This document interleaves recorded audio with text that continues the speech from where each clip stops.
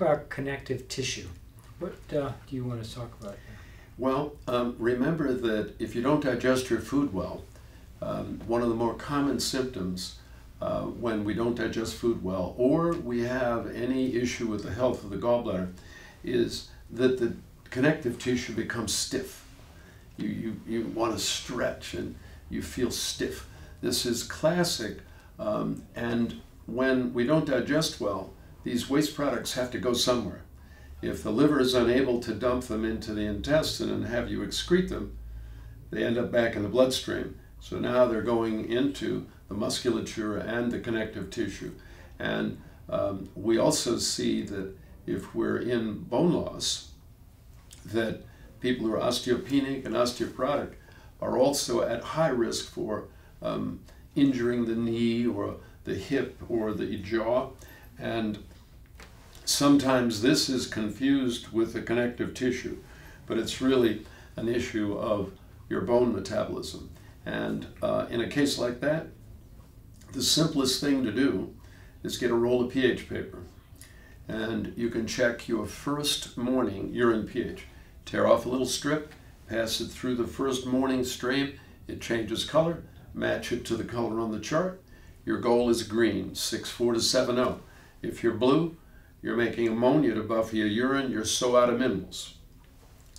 As soon as you get minerals, you crash down to 5, and now you start working your way back up to the ideal. Most people who are concerned about connective tissue, like the knees or the elbows, as soon as they get the bones, they say, wow, I'm out of discomfort, I feel better, everything is improving. So getting this first morning urine pH indicator is one of the key secrets to knowing where you are with bone. Now, bone is something today we can really deal with. There are two issues: osteopenia, osteoporosis. Osteopenia is you're on your way to osteoporosis. Osteoporosis, you have sick bone. So you're on your way to serious sick bone, or you have sick bone. If I can take a child, usually all I need to do is give them some coral or greens, get their minerals, and they can hold that 6,470 perfect pH. When I get an adult, they've been down the road a ways, they may have junk in the joints and in the connective tissue, and now it's too much. The bone is sick. It needs much, much more.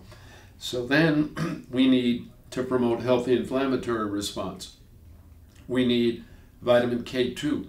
We need all these fancy compounds to be able to get into the site and promote the best structure and function. And so we make a product called Bone and Joint Support, which is designed with all those compounds. And after using it maybe 6 months or a year or so, you can switch back to just minerals. You've gotten past your sick bone. That's fantastic. So if somebody is being offered any alternative standard of care or other nutritional support, what are some of the problems with those? Well, the main way in which medications deal with bone loss and osteoporosis is to work at halting the loss of bone that's normally shed. So we have the building of bone and we have the breakdown of bone. They try to stop the breakdown of bone. So for a year or so you seem better, but then you're in deep trouble because now the body can't help but shed that dead bone. That does not look like any long-term solution as a chemist to me. What I think we have to do is promote the natural process. Now, some cases are very complex, where you also need to support the health of kidney and parathyroid. Parathyroid can be supported easily with a green tea concentrate for 90% of the people, maybe a teaspoon of a 20-cup concentrate green tea a day, and for the kidney, maybe a little kidney support like our kidney support formula. These two together are the controllers of the bone. So sometimes we have to add those, but your little first morning urine pH tells you if you can get into 6,470, get there with the cheapest, simplest thing you can do. If you can't, then up the ante till you force that pH back in, because that's going to be your life marker. And in addition to the health of connective tissue and the bone, it's critical to long life for all the tissue, especially reproductive tissue, because every tenth of a pH that you move the pH back toward the ideal 6,470 is a tenfold increase in tissue oxygen. So you need less sleep, you're stronger, you're healthier, you can do more work. So the average American right now, according to the National Laboratory Association, is between 5.0 and 5.5. So if you go from 5.0 to 6.4, you have a 140-fold increase in tissue oxygen. How do you think you're going to feel? Supercharged, right?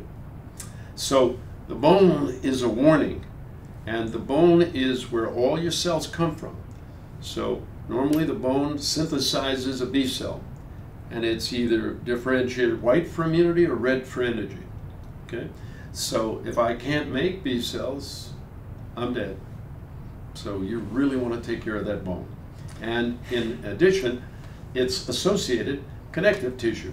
Now, if you've already got a 6,470 and you still feel that the connective tissue is tight and uncomfortable, look to supporting the gallbladder.